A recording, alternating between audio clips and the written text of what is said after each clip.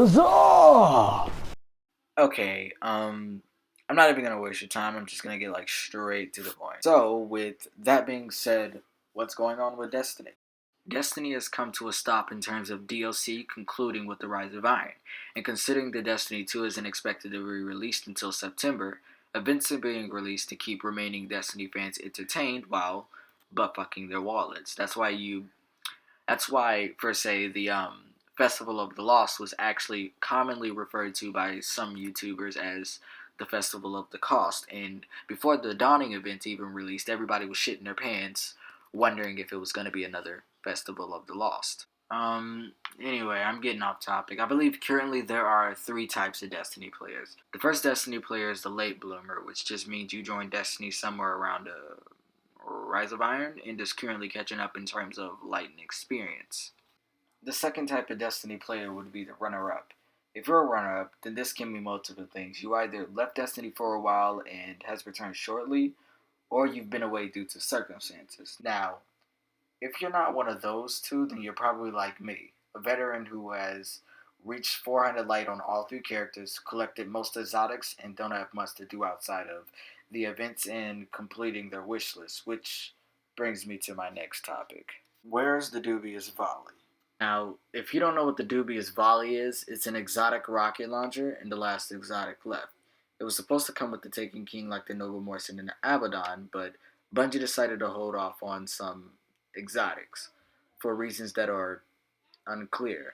I try to figure out why, but that just sounds like a headache considering how Bungie likes to code bullshit in riddles. Like, for example, I don't even have time to explain why I don't have time to explain. I don't even have time to explain why I don't have time to explain. bitch, time is money. And I dropped $60 on this motherfucking game. You got time. You got time. Okay, you know what? I just want everybody who's watching this to just close your eyes, lean your head back, and take a moment to think about life. I'll wait.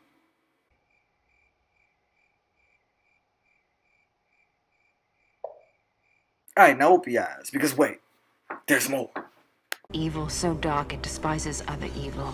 Evil so dark it despises other evil. Fuck it.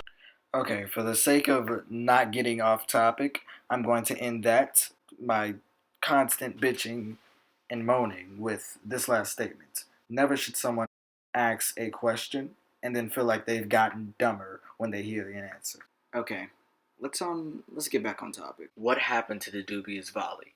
Honestly, I'm not sure. We were told that it never made it to the Taken King expansion, but considering that the Abaddon and the Nova Mortis was added when the Dawning event released, it would only make sense that they'd bring back the dubious as well. Now, I get that the Abaddon and the Nova are two completely different types of weapons, but with all things considered, everyone's type of the weapon is understandable. Personally, I myself am forced to remain neutral on the matter, considering that technically the speculation hasn't been confirmed nor denied. Um, as of recently. You see, when the community started to notice that the dubious was nowhere to be found, we started asking questions and jumping to conclusions. For example, let's say the Galahorn is Goku, and the dubious is that somewhat overpowered superhero or anime character that just has to be compared to whoever we think is on top. That's basically what happened. Long story short, one thing led to another, and Luke stepped forward and tweeted saying it never made it to the Taken King expansion. Keywords: the Taken King expansion, which was a whole ass expansion to go. Basically, I'm saying that the statement is no longer valid, but that's not it. Not too long ago, the former art director, Travis Brady, posted a new image of the dubious volley on his personal blog. I'm not really sure why, but I've definitely got my fingers crossed and my eyes closed, hoping for the best. If you haven't noticed yet, the dubious is a really important exotic for two obvious reasons I hope most can relate to. There's a third reason, but considering it's personal, very rarely do I find people who can actually relate to it. So with that being said, why is the dubious so important? Well, first of all, it's the last exotic in the Taken King expansion that hasn't been released, making it one of the many things on our wish list that some players just have to get before they put this game down. That's, of course, assuming that you complete that wish list before the release of Destiny 2. But that's beside the point. The second reason why the dubious is so important is because if it doesn't make its way into Destiny, then we won't be receiving an ARC exotic rocket launcher to have every burn for exotics of that class. Which brings me to reason number 3. You don't have to really relate to this one. The burn. Throughout the video, I made sure to highlight multiple times that the dubious has an ARC burn. I did this because the burn complements why. Without this rocket launcher, I feel dysfunctional when I play on my hunter. I know that sounds ridiculous, but it'll make more sense when I explain it. So just bear with me. On my 3 characters, my Warlock, Titan, and Hunter, I've organized my gear in a way that allows me to adapt to many situations without using a Destiny app/website to switch gear. For example, I've isolated my exotic rocket launchers on my Hunter, making sure to keep a weapon of each burn in every class of gear starting from legendary to exotic. Sadly though, that can never be done on my Hunter in the heavy weapon slot, which is the most important because it's where my damage revolves around on that character. Basically, not having that 3 burn elemental combo is what makes me feel dysfunctional/incomplete when I use my Hunter.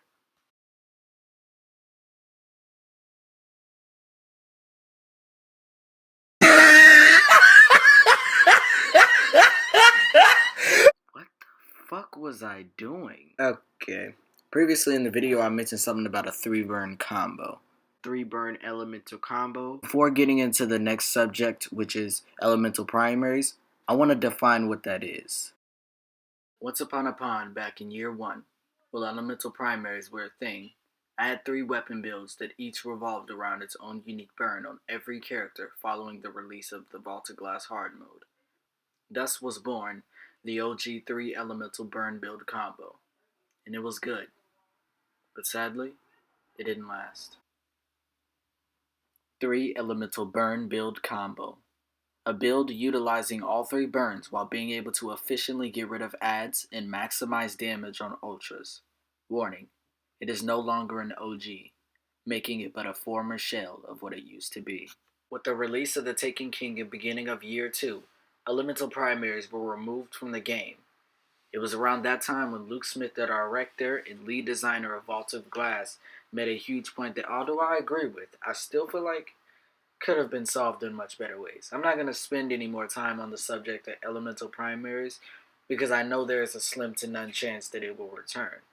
Like, I am definitely willing to bet money that it won't return. And if it does return, I will throw my dick in a circle. Okay? I will throw my dick in a circle.